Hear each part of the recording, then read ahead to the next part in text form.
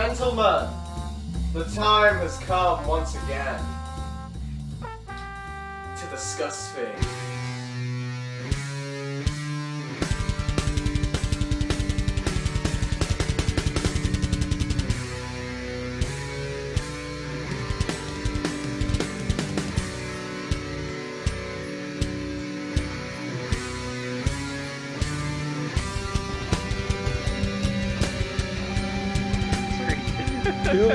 That's right. The three most street-hardened, like knuckle bruisers, break your legs if you don't pay off on time, kind of geezers. That's what we're rolling up as the geeky We've got geezers. toothpicks in our teeth and we haven't even eaten anything. It's great. Yeah, like This we've is all like got we're like some Attitude City shit. yeah, Like all leather jackets, all walking up like. Hello, everyone. We are your geeky gentlemen. West Side Story, but okay. And then speaking of bringing justice to those mean streets and keeping down all of these leather jacket wearing, toothpick in mouth punks is of course the police, the man. pigs, the cops, and specifically what we're talking about with them is the long history of their relationship with superheroes and superhero media and what exactly we need to do with that. What's been done historically, what we have our opinions about that, and moving forward, because it's so ingrained, are there certain ways to kind of detach superheroes from this? Or is it so ingrained that we just need to break the whole thing down and rebuild anew? So again, kind of another heavier topic, but I also think it's given so many people who have been on this channel will have, if you've read a superhero thing, a police officer has shown up at some point in it. That's how ingrained it is. So to start us off, I'm gonna throw it straight to Matt, and I'm gonna be like, what do you think about the history of superheroes with cops, just in general, before we get into like specifics, things we want to see changed or such? Yeah, I mean, you can't avoid it, right? I mean, if you are going to choose to set your superhero property in something that is approximating the real world, the police are going to get involved no matter what, because even in the case of someone like Superman, or someone like Batman, you have got someone who is taking the law into their own hands and distributing their particular brand of justice or peacekeeping or what have you. So you can't avoid it. It's not like we can really just sit here and pretend that, the police would not want to make themselves involved in the stories of crime fighters. And I think historically, sometimes the police have been kind of a footnote in a thing. And then sometimes you have characters like Batman, where a good chunk of the reoccurring characters are the police. Batman is arguably one of the more interesting ones for me, just because of how much they tackle just that the police are corrupt and things like that. So, it's not something that you can really get away from necessarily, especially looking at the history of it. And I think some superhero properties have done a better job of others as showing that, police officers are people who are capable of being corrupt and are capable of being terrible and things like that. But I don't think anyone has really tackled it on the systemic level that we know it to be today. How much of a fucking systemic nightmare where even the quote good cops are kind of just enabling the quote bad cops.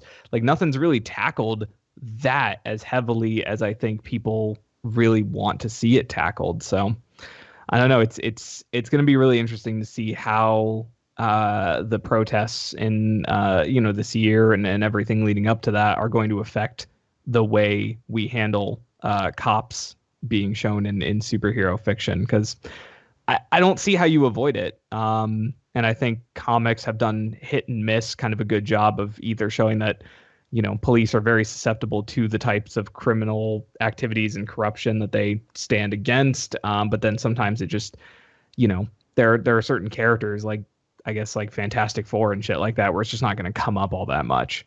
So I don't know. that's all I really got as far as where we are right now. I'm more interested to see where we're gonna take how they interact with superheroes. And I think that's something where, because the idea of the crime fighter, right? The fact that Superman debuts with the creator of the genre, basically. Superman debuts, and his symbol at that point is a police badge. That's what it's based off. He comes in there to throw the criminals in jail, and that's the problem solved.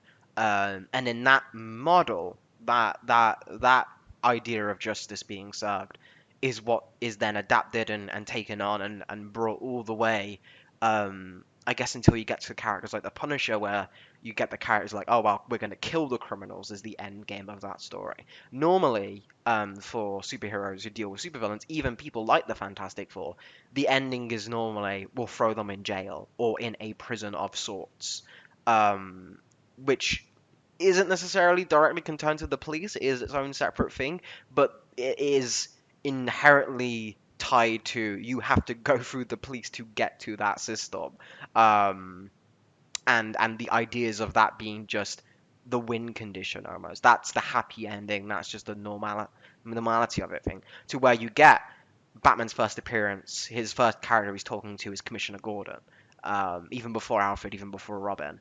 And that character is so ingrained to where his name is Commissioner first before you get to the Gordon part. That's how ingrained that character is to that role. And he's been throughout a Batman, and he's many people's like, oh well, I really like to make Gordon the star of a story. Like Nolan did that, Year One really did that. Prior to that, he'd always been kind of an inept joke. It's kind of funny when you look back at it now that Batman 66 is technically more woke because the police are totally useless in that, rather than like the super cops you get with like Gotham Central and such.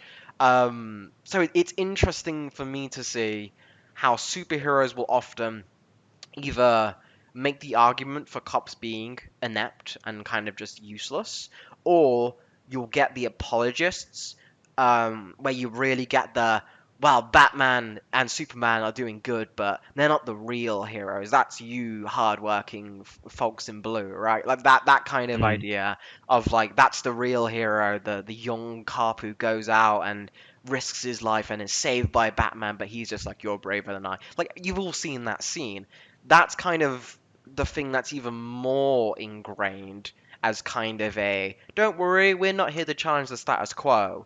Whereas the other one where young Superman will turn up and he'll be throwing criminals away even when the police is chasing him, or Batman when he was an enemy of the police and the criminals, are more a direct case of we're here to challenge the status quo, and that means criminals on every side.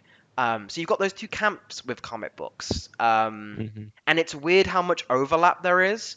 Because maybe the biggest example I think I could draw of like cop fiction in superhero history in past would be Batman Year One, where that's the first time Gordon really got um, the main focus in a Batman story, at least in terms of wider recognition of Batman. That is a Gordon story first and foremost, even more than Batman. Um, Gordon in that the narrative is, well, the GCPD is so corrupt, but it's also there's this good cop who will do it. But at the same time, if you look at Batman Year One, Gordon isn't even a good cop himself, which has kind of been forgotten as we've moved past. He's kind of like, again, he cheats on his wife in that. Like Mm. he's happy to play the system and work within it, which I think is another question you kind of have of these characters is when we do the good cop story, right? The idea that they can change the system from within, that don't worry, GCPD is corrupt, but we've got Gordon in there, we've got Montoya in there, they're gonna fix things. It's almost, I guess, more of a power fantasy than giving people heat vision, I think is what I want to go with. That is, that's the individual having such an impact that Gordon alone can fix the police in Gotham is kind of almost harder to buy than the bat plane. There's a lot I've kind of go over in there, but I think it's important to get that all of like backstory and context out before we dive into like specifics, just so people can know, I guess, where I'm feeling in terms of looking back at superhero comics. Specifically, I guess Gotham is being my main focus here, but how there are the two camps of good cop, bad cop, but both are really bad in their execution, and we've never done it properly. A, because DC doesn't is very careful about offending people, no matter even if it is for good, and also just because the talent on display isn't normally interested in delving into that. Yeah, I mean, in a way, it's almost like having that power fantasy of the good cop who's going to change the corrupted system. It's almost like what we want to see. Like I think a lot of us who have seen the way that the police have kind of been exposed for the horrible things they've done. I think there is a part of us that wants there to be that one good cop who is there who really believes in the system, who believes in justice, who believes in making people safe, who's going to go in there and save it. And so you're absolutely right that it is a power fantasy. I think there's also kind of an escapism there, because you can't really deny the horrible things that we see the police do every day, it seems, for the past several years. But you can sort of find that escapism, and you can just imagine that there's a story where you see that good cop who goes in there and I see that corruption and I'm going to actually do something about it. And it's whether or not that's a story, because you have to be willing to accept that that's something that can even happen. You have to accept that framework, that there are cops that even want to make things better and that want to make that change. So you're absolutely right, where you have to suspend your disbelief so much in order to tell that story. And I think those are things that more and more people are becoming aware of. In the 80s and 90s, I don't think the global public at large was as informed on these types of issues as we are today, with the advent of social media, with the advent of more people having a voice. So I think it's a truth that's like harder and harder to escape as time goes on.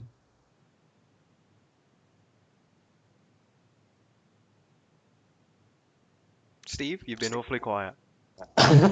Oh, sorry. No, I was just thinking about, because that's a lot. There's a lot going on when it comes to superheroes and comics. I like the point about thinking about some of this historically, though, because you're right. Back in the old days, in the very first Batman comic, Gordon was basically completely incompetent. He was a joke character. But the thing that I always really liked about the early Batman comics about Gordon was he wasn't Batman's informant. He was Bruce Wayne's. Bruce and the Commissioner were both like really good friends, and Bruce was a socialite that hung around people like the Commissioner of Police, and that's where he got his tips and hints about where to go as Batman. And Batman had almost nothing to do with the police and had no relationship with Commissioner Gordon.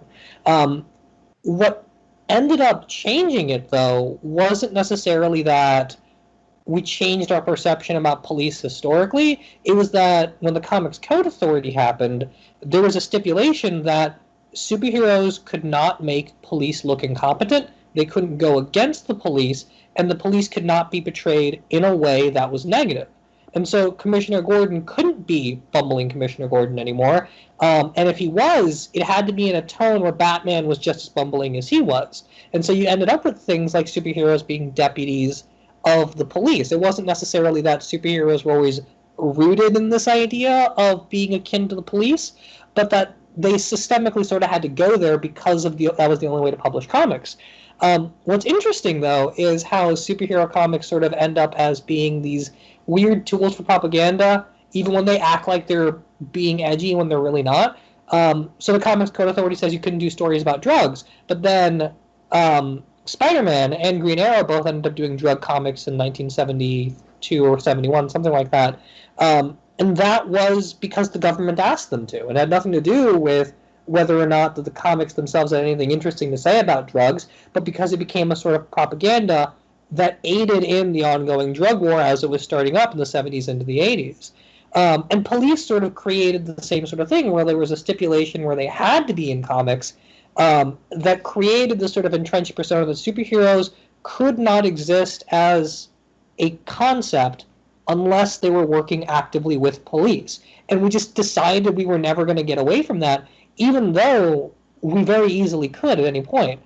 The big thing that I find interesting is the difference between the historical association with police and the modern one is that historically it was this idea that we couldn't sanction what the superhero was doing unless the police gave him the authority to, because we understood the comics were being written for kids, and so kids couldn't go out and see superheroes acting in a way that undermined the police. So we had to teach them that the police were authority and that authority had to be respected, and superheroes had to behave like cops. What's changed 80s onward, when you mention stuff like Year One, is that the demographic for who reads comics has shifted to being jaded teenagers and now into jaded adults. You see anything that gets published by DC today, none of that's written for people who are like 12. They're written for 30-year-olds that are jaded and don't like the world and feel alienated, and they're comics for adults before they're comics for kids. Mm-hmm. And so what ends up happening is that you see this situation where instead of the superheroes having to be sanctioned by the police, the superheroes start to embody the entirety of the justice system. This is the classic problem with Punisher. The Punisher is judge, jury, and executioner because he thinks the police don't get the job done. And before we even say that that's an extreme version, Batman's kind of exactly the same thing, right? Like, you go back to Batman Begins, and the biggest problem with that movie, for me, and the biggest problem with the Nolanization of Batman, is Bruce thinks Batman only works if he is an institution and a system. And the only way he can get past all of his own personal insecurities is to create a sort of myopic myth that encompasses everything about law and order, that he can break the rules however he wants to, that he can transgress certain things, that he can not only work with the police, but actively subvert the police with their permission. That he can give Gordon equipment as Batman, that he can do an interrogation with Gordon's permission because the police weren't getting the job done.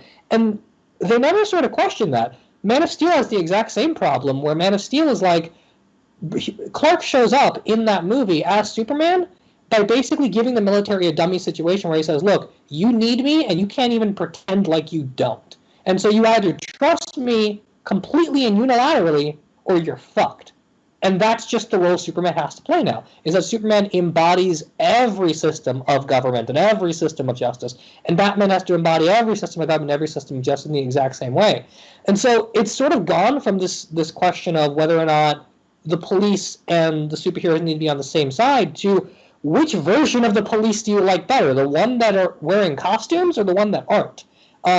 The HBO Watchmen show would have been a really good way to dissect this, but it turns out that it sort of just works in a way where it says, well, the police probably are better off if they hide their identities, and so they're fascists without repercussions to their family. And it's the exact same thing. It's not so much that Commissioner Gordon or Batman, it's what if Commissioner Gordon just decided Batman was doing a good job by himself? And to the point where you even have Commissioner Gordon becomes Batman. Exactly, right? Like, that was the Scott Snyder thing of just give Commissioner Gordon a batsuit. Why not? Very little changed. Even to on the Marvel side of things, would be mainly DC. The fact that we had Daredevil kind of cross that very, very gross line where he started becoming a prosecutor, as well as beating up the criminals and taking them to jail. Then he used his leverage as a lawyer to ensure they fucking stayed there. Like, that's, I think, the most blatant example we've seen of, like, a superhero becoming the entire justice system at that point. But using every aspect of the law as leverage against crime. But yeah, that's a really, really strong point you bring up, which I think also then kind of segueing into what we're going to be doing moving past that. And is there a way to reconcile that? Is there a way to fix that? And will people be able to realize that? Will people en masse be able to consciously see that in order to make an attempt to fix it? Where you have kind of, I guess the biggest example I could give is what happens now if there's a riot in Gotham, right? Like, Dark Knight Returns comes out and it goes out of its way to say, oh, the Batmobile was made to quell riots, right? And as people have become. I don't want to even say people have become because people still aren't. It's always been this way, but people are still stupid. Um, if a riot happens in Gotham now, and Gordon goes out to quell the riot, and you're writing a Batman story, what does Batman do in that situation?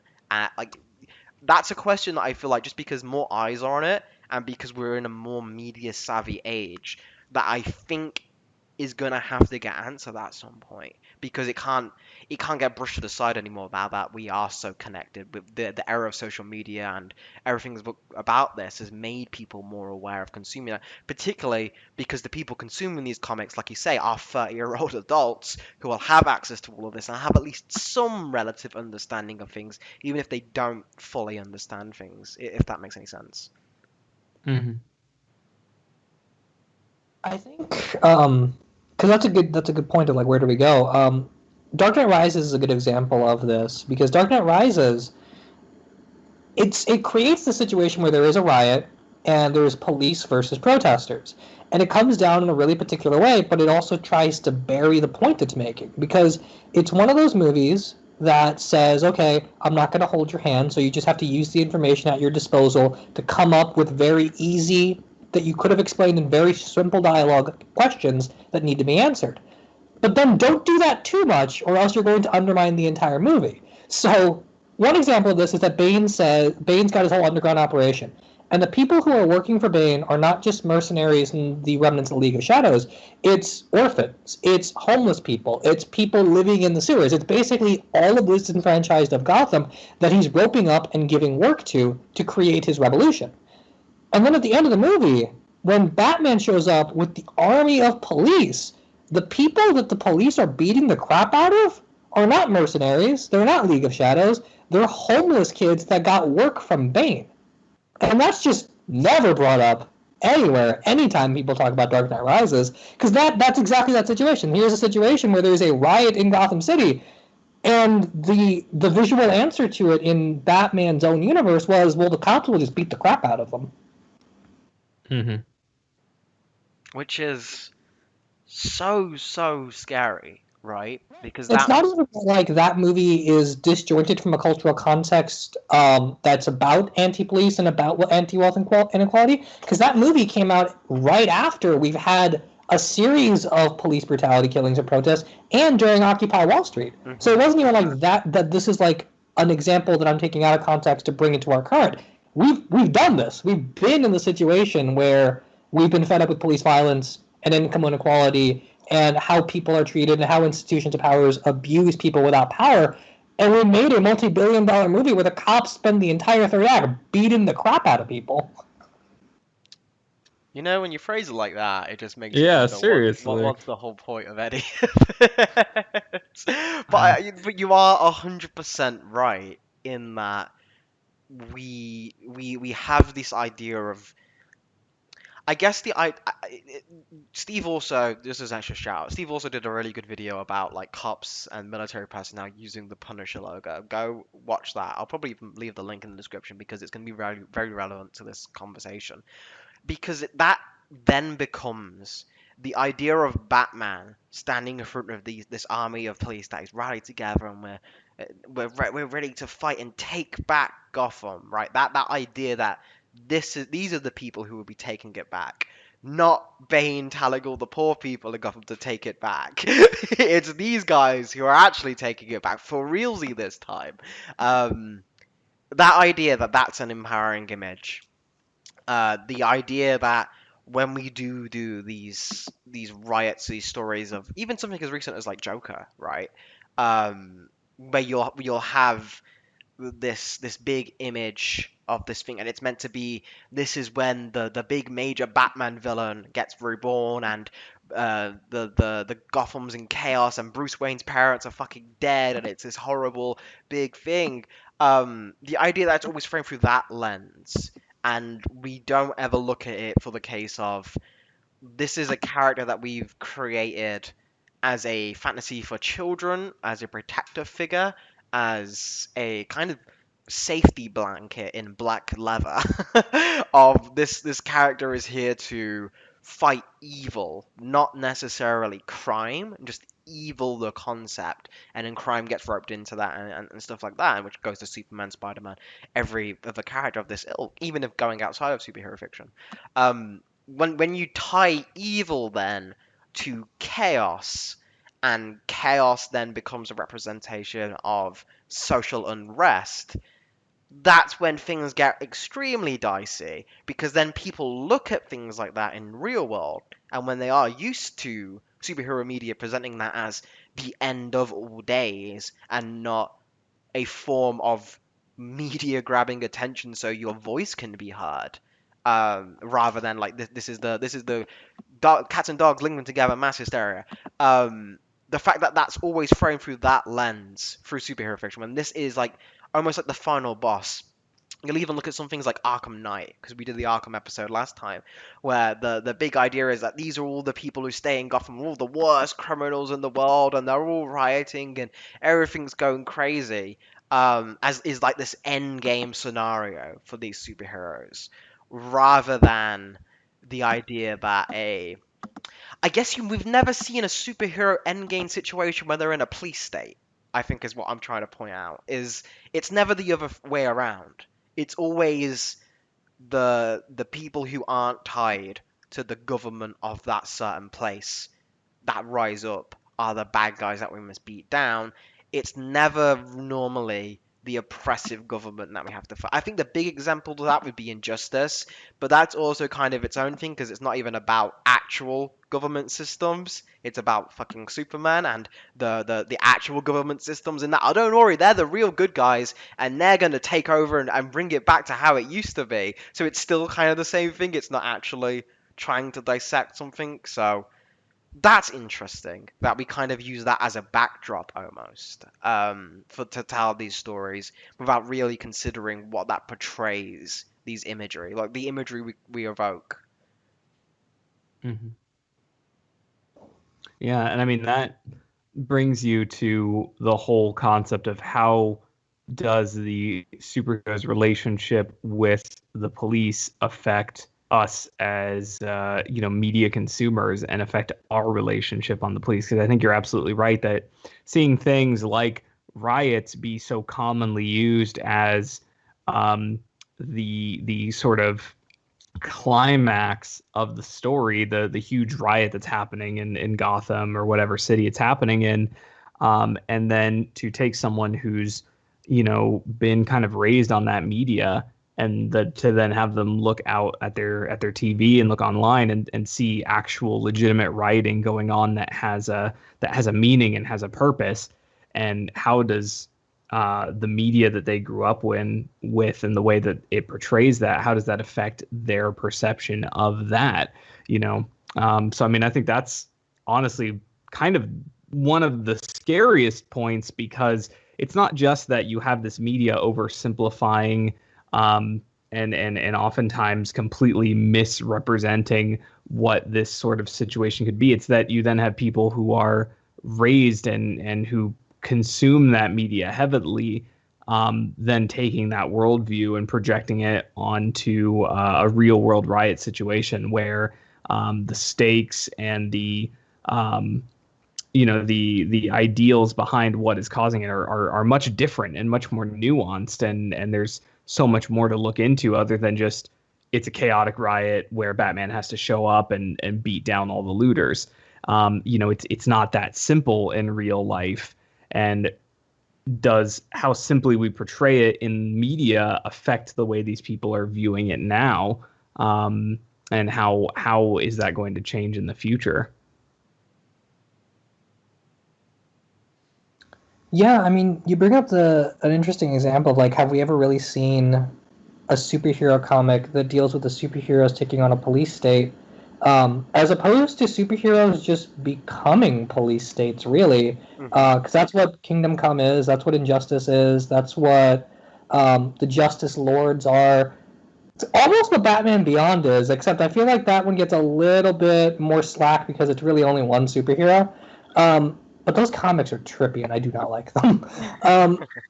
But so yeah, superheroes never really have this issue where they can take on the police state and take on the oppressive nature of how institutions of justice are exercising their power, almost always because they're doing it themselves in almost exactly the same way, if not worse, right? Like, one of the biggest problems with the way we talk about Batman comics is that you get into this sort of trap where you're saying either, okay, Batman's a fascist because he's this rich technocratic billionaire that finances a one-man war on the streets where he beats up the mentally ill all night and faces no repercussions for it, or it's okay because we have to stop crime.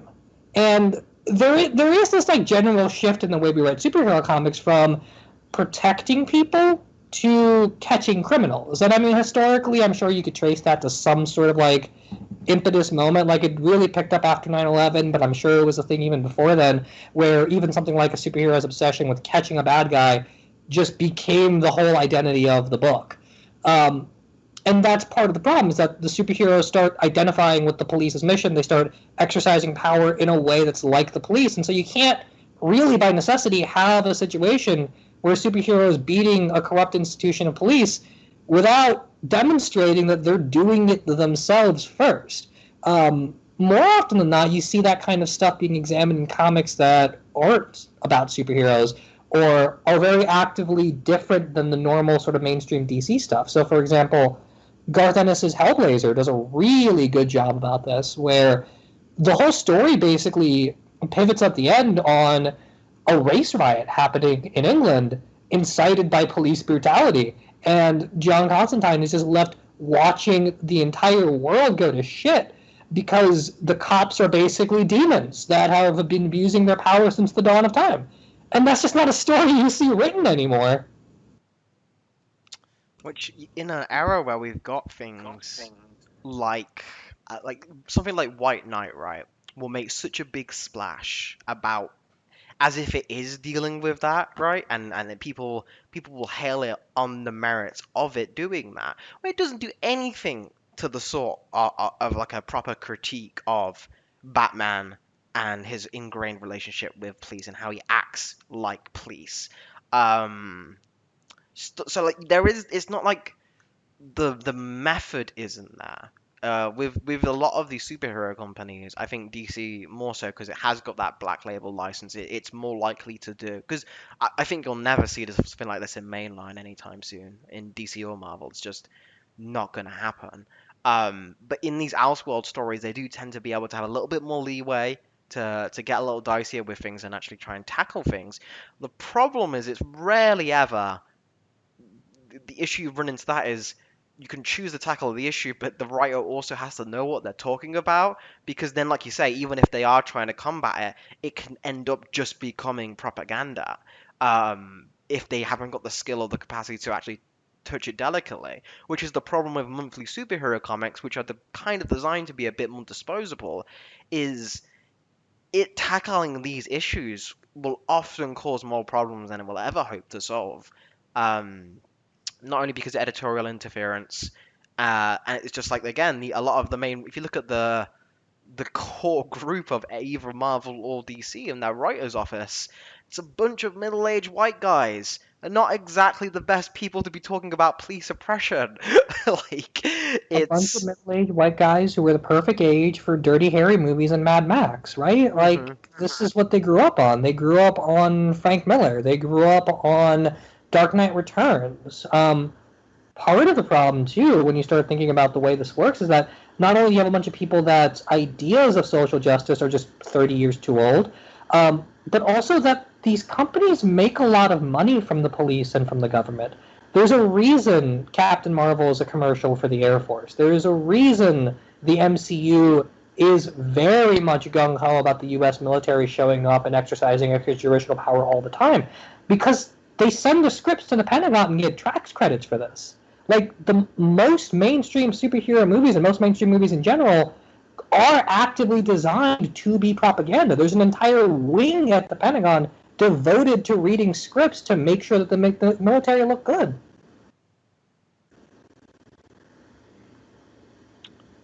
And it's as we keep moving forward, because like as people may know at the time of this recording, DC is going under a lot of issues on the comic side of things. There's been a lot of layoffs by a lot of people, where they're basically just saying flat out now. Jim Lee's doing interviews where he's saying that they're just IP farms at this point, which we've kind of always known for a while. But you're right as well, Steve. They're not just IP farms; they're also propaganda farms in a lot of ways. To the fact that we'll have I had a good example of this, and I.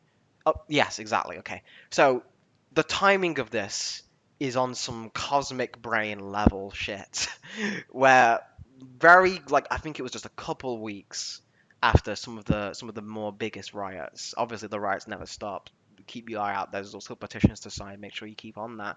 But the idea that that's when the most media focus was on it, nearly 2-3 weeks after that, they announced they're doing another Gotham Central inspired series focused on the cops of Gotham, related to Robert Pattinson's Batman. So you're right in the same way that the Dark Knight Rises kind of just happened in the wake of everything. We're still doing material that's dealing with this, and we're not. Obviously, schedules and such with these things normally takes years and such to get them off the board, to get them to that point. But you've also got to be self-aware enough to realize maybe it's not the best time to tell that story or to do that. If something like New Mutants could get delayed for 5 goddamn years or something, then you could probably put that off on just maybe better idea and don't make it at all.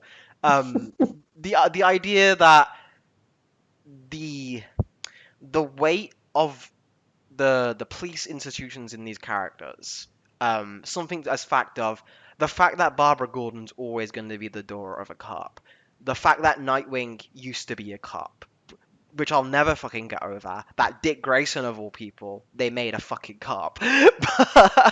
All of this kind of tied in with these characters. You'll find so many instances where the characters will have a police friend. One of Spider-Man's biggest stories is about the death of Jean the Wolf. Captain Stacy as well. Spider-Man's got a lot of good dead cop friends, so he's got that in his favor. but like it's so ingrained with the character to the only thing I've seen actually dealing with it, quite well. I think, mind you, probably the best I've seen so far. But it's not over yet, so we'll have to wait and see how it pans out. But that'd be Chip Zdarsky's current Daredevil run, which is directly dealing with how Daredevil has kind of been acting like a cop.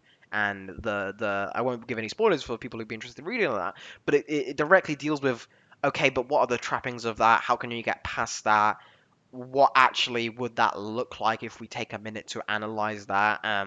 We delve into the police of New York and Kingpin's being mayor, but we don't focus on that being a corruption of the system. We mention that is just how the system is, that someone like Wilson Fisk could quite easily end up in that position, even if he didn't try and do anything corrupt. It's something naturally that could happen for him. Stuff like that, I think, is doing a good job. But even then, it's on such a smaller scale compared to your big marquee characters, where I guess the question I'm curious about, just to ask as like a thought experiment, and people in the comments can let me know. But what do you do in an ideal world with Commissioner Gordon and the Bat Signal? Because I don't think responsibly you can keep Batman in that mode, but at the same time, those things are so iconic that you'd be disingenuous to say you can just cut it out entirely. So what do you do with that? Is there a solution for that if you have to think of one at the top of your head? As I guess a lighter writing experiment. I do have an idea. I just feel bad because feel like I'm talking too much now. No, please. No, it's good. I legitimately feel like I am a little tiny bit out of my depth here. I started talking and then realized I was like that. I'm not sure. I'm not sure I'm making a lot of sense in what I'm saying. So Dude, just wing it like me. It's okay. Yeah, I've been enjoying the conversation a lot. I just feel like while I have been doing my level best to keep up with just the fucking nightmare that is everything that's going on. I feel a tad bit out of my depth here, but I will say I think there's nothing. Everyone grows up on some level with those stories of like the good cops who are gonna make it. So having Jim Gordon be someone who did want to grow up to be a cop, legitimately did want to grow up and make a difference, have him arrive at Gotham as a cop and realize that shit is not what he expected it to be, and realize that, and then what do you then do with that? Do you then have him leave the police? Then how does he have the resources to help Batman the way that the police commissioner does? Because I mean, that's the thing with Commissioner Gordon, is that he's working with Batman. He's feeding him information that the cops have, things like that. If you decide, well, all right, we don't want Commissioner Gordon, we don't want Jim Gordon to be a reprehensible person who is reprehensible because he's contributing to this system of police brutality, whether or not he wants to, because he's part of it, you then have to say, well, we can't really make him be a cop without him kind of taking on the baggage of that. So, I mean, do you have him be someone who grew up wanting to be that good cop and realizing that it's impossible to do that, and then leaving and trying to help Batman in another way? Again, these are questions that I feel like are way out of my depth, but I mean, that's the first thing that comes to my mind. So for me, I've got a few ideas for this because I've been thinking about it for a while. The first answer is something I don't think would ever happen, because I think people like too much of the three-dimensional Commissioner Gordon we've gotten since the Miller days. But I really, really love like the first, like, 4 issues of Detective Comics. The ones where Batman's got like the wide ears and the purple gloves, because that goes away real quick. That does not stick around. But those like first like 4 issues or so I think are fantastic. And in those stories, Commissioner Gordon he's bumbling, he's a socialite, he's implied to be corrupt, but there's no real evidence of it because they couldn't quite go that far. I would have no problems whatsoever with bringing back the idea that Bruce Wayne, as a tech billionaire, is friends with higher-ups in the police, and that's how Batman gets his information, and that Commissioner Gordon is just a cog in that machine. Obviously, that's not going to fly today. So the other idea I had, and I've talked about this with other people, is the Batman comics are weird because they imply a post that doesn't actually exist, which is Commissioner of Police is not a rank you get in police departments. It's not even really a cop. Most major cities have police commissioners that are elected civilian posts that you don't go to the police academy for. I mean, it might help, but most major cities have police departments that are fully run and funded and operate like military bases, and then a separate commissioner that's more like a government post that you get elected to. And so if you just made that separation and just made it more realistic and just make Commissioner Gordon almost like Harvey Dent, just like a dude that oversees the police as a civilian, like his job actually is in real life, that would be another really good way to like bridge that gap of Commissioner Gordon is a three-dimensional person that wants to fight corruption, and he's not a cop, but he does everything you know him to do, which is wear a trench coat, have a bat signal, and feed Batman information about what the police are doing. Because a civilian commissioner has all those powers, except for maybe creating a bat signal. I doubt we could do that in real life. And then the third idea is the only good thing about Jeff Johns' Batman Earth 1, which is I really like the idea that Gordon is just a tired, nihilistic, completely hopeless cop that gives no shits about the corruption anymore because he's been here too long, and it takes Batman and other people showing up to his department that progressively become more corrupt to inspire him to not be so corrupt anymore. I'm a sucker for those kinds of redemptive stories in general, but just the idea that Gordon would have tried to combat the police department and failed is probably way more realistic and a much better message than just endless stories about optimistic, wide-eyed cops that are perpetually young and perpetually fighting the good fight, because that just doesn't happen. Mm-hmm. So any one of those 3. I would have preferred my first one, but I feel like the second and third are probably more likely. Mm-hmm. I think all 3 could be, if that happened after the next reboot, I could buy any of them.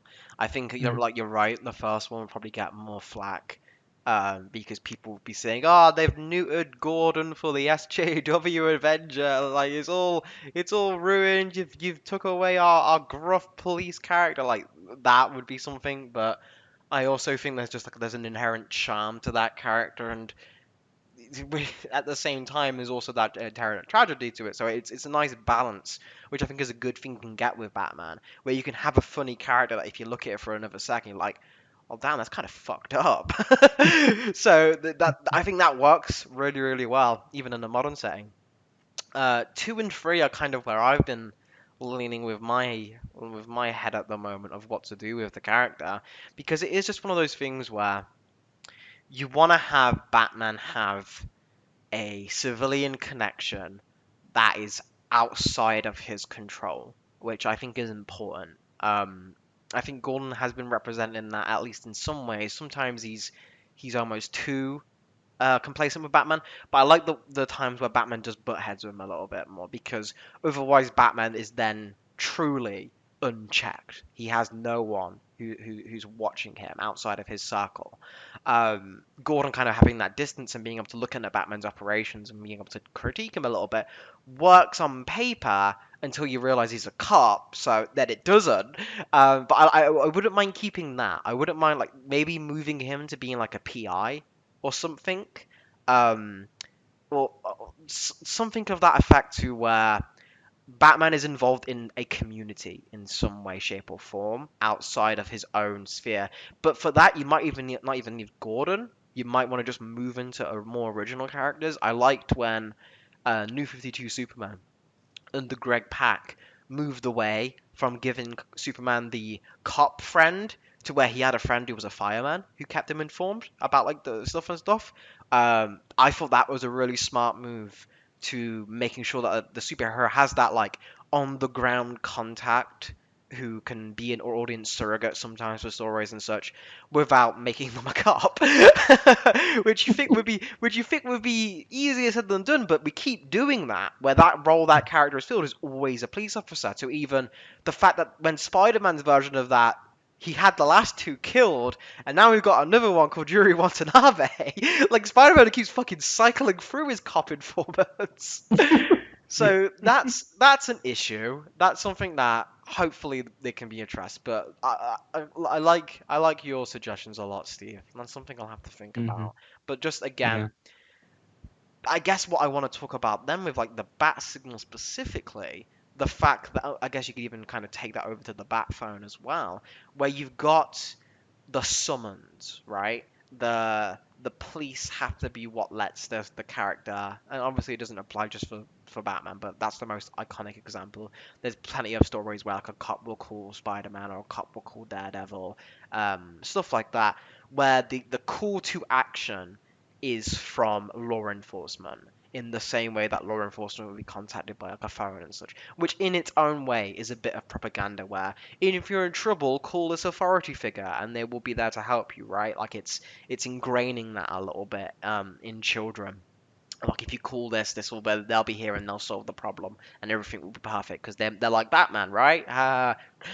So that idea I would like to see specifically wrestled away from anything to do with government and put directly in the hands of the community, where like the bat signal, for example, becomes more like a sigil that isn't one specific thing. It's just people in Gotham know if you want to contact Batman, find a way to get his symbol out there in some way, shape, or form, and he'll find it and he'll come find you. Like, keep that mythic aspect of it. Of like, we don't know how Batman does it. He's Batman. He just fucking does it. But the idea, like, if a child is in danger, they just need a fucking like, even from the Dark Knight Rises, gets the bit of chalk, writes the symbol on a wall, and then Batman knows to investigate that. That's Batman's Santa Claus letter, if you will, right? That becomes, it's not a tool of police instilling fear in people. It's the community. It's the people who need that help instilling fear in other people. Because if a criminal, imagine how creepy a scene would be. Criminal walks down an alleyway, about to fucking chase someone, and it's just covered in bat graffiti. And then Batman fucking appears from the back, like in full cape, full cloak. Like, that's more empowering to me, and I think that's where you take that character to actually meaning something that has nothing whatsoever to do with the police. That becomes then the power gets put where it belongs. And Superman I'm kind of has that reminded. already with like superheroing, where he doesn't really need an informant, but for characters like Batman and such who don't have that, I really like the idea of taking the superhero logo and leaning into it being a sigil. But sorry, Matt, I I didn't mean, mean to interrupt you there. no, you're good. I'm reminded of that bit in Dark Knight when he's shining the bat symbol, and he's like he doesn't show up half the time, but I just like reminding people that he's out there. So it's not even like it's not even always the police are this um calling this character to them, and in doing so they are kind of tacitly showing that this character almost works for the police. It's it's exactly what you said. It's we're going to take his symbol and just sort of appropriate it as a symbol, and sort of associate it with the police so heavily that we don't even need it to actually get him here. We're just putting it out there as a way to show people that Batman works for us. Batman works for here in the police. So it's, having it, instead of being a symbol that's on the top of police HQ, but having it be a fucking social media movement with graffiti, would actually alleviate not only the issue of a superhero coming to the beck and call of the police, but the police actually using the superhero's logo as a way to enforce their own justice. Sort of like cops in real life using the Punisher Yes, logo. exactly that. It's That's what you're made me think of it. appropriating that symbol and using it not just as the superhero himself, but you're using that symbol as a way to take what that superhero represents and project that out as if you are an extension of their will. I think one of my favorite things about that specific way of utilizing the bat signal is it continues to prove that the Batman was ahead of its time and way better than anyone gives it credit for, because the bat wave is fantastic and should have stuck around for ages. I love the idea that Bruce is like, no, bat signals are dumb. I've got a cell phone. I've got a supercomputer. I'm just going to patch into everything, and like the minute you pick up a payphone and call 911, Batwave.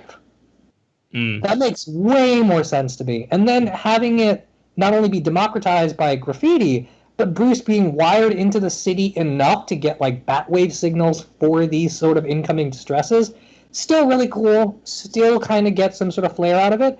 And for my money, I always thought Batman making a bat signal on the spot was cooler than having any sort of police commissioner one.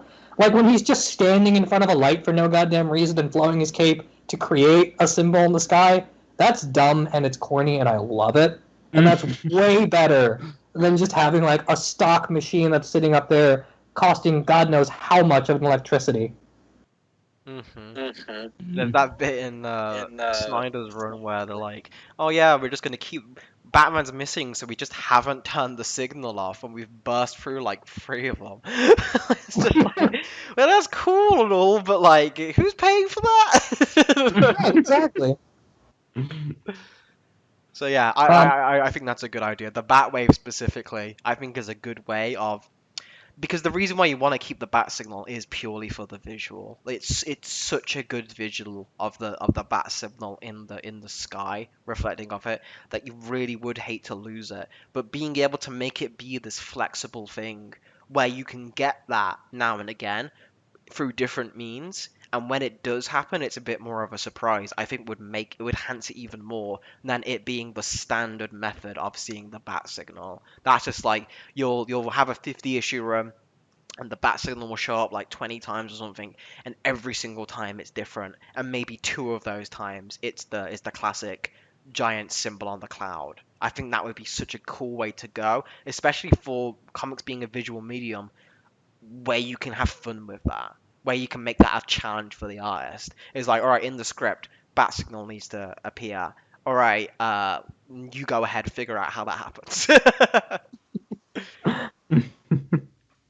Which again, that's something I want to talk about just while we've still got time here is people out like I kind of was playing devil's advocate at the beginning. Was like, oh well, is it possible? It's like it is fucking possible because it gets so much more fun and creative once you start stripping away all the cop bullshit from superheroes because you just Mhm. get to do so much more things with them.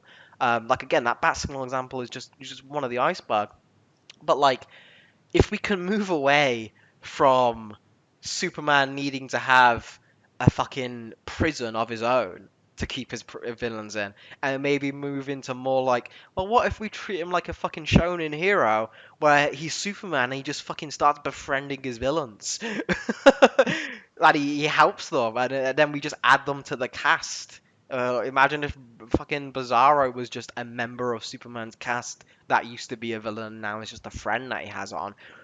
If we get away from this idea of punishment, that is again linked to the fact that cops aren't in charge of reforming people. That is not their job to help redeem people and see the good in people. It's their job to show up on the scene and then enforce and punish, and then send that off to the next to send like a lawyer or the court of justice, and then that's where that happens, and they wash their hands of it.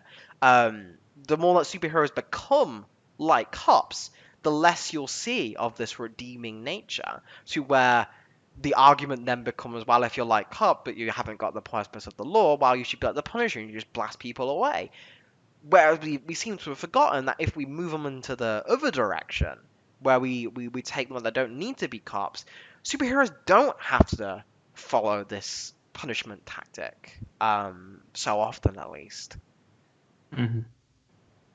Yeah, I think part of what we forget about superheroes in the modern age is now that they're all about law and order, the sort of problem that writers are trying to solve is how you get superheroes to dole out justice with authority and impunity in a way that isn't just naive.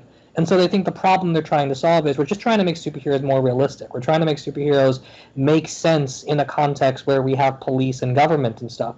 And sometimes that's fun and interesting, but more often than not, they miss the answer, which is so simple a child can figure it out, which is Grant Morrison's quote, which is, it's not real. That's the whole point, is that it's not real. You don't have to solve that problem. And if you really wanted a problem to solve, then the question isn't how do you make superheroes an authority figure within the context of authority? The question is, superheroes imply that there is something great, or there is something that you can make great. That Superman isn't just a dude with super strength. He's the idea of a person, and let's dial that up all the way to 11. What is the greatest possible person? Batman's the same thing. He's the world's greatest detective. Wonder Woman is the pinnacle of feminism. Like, all of these characters represent greatness of something that is decidedly human. And if you lean into like just that bare concept of they're super and what makes them super is what's interesting, then you can very easily get away from the idea that it's all about justice and punishment. Like, we don't need every superhero to be the question. We don't need every superhero to be the punisher. We don't need the thing that makes them super to be an answer to the question about justice. We just need them to be super. That's the whole point. We read them because we like thinking about these things in terms of power fantasies in a positive way, of greatness, of interesting things, of what is the peak of humanity in the form of Superman. We don't need Superman to be like, okay, so I gotta technically be born in America, which makes me an American citizen, which lets me do these things, and legally these are Kryptonians. Like, we don't need any of that bullshit. He's Superman. That's the idea. Precisely. Mhm. And I think that's. Sorry again, Matt, if you were gonna jump in there. No. No, I was not. No. You're Okay. good. But that's one of those things where once we get, 'cause it's so tough to get people in that headspace. I feel, like you can say it, and I think we're all kind of in agreement now because we're all fucking bought on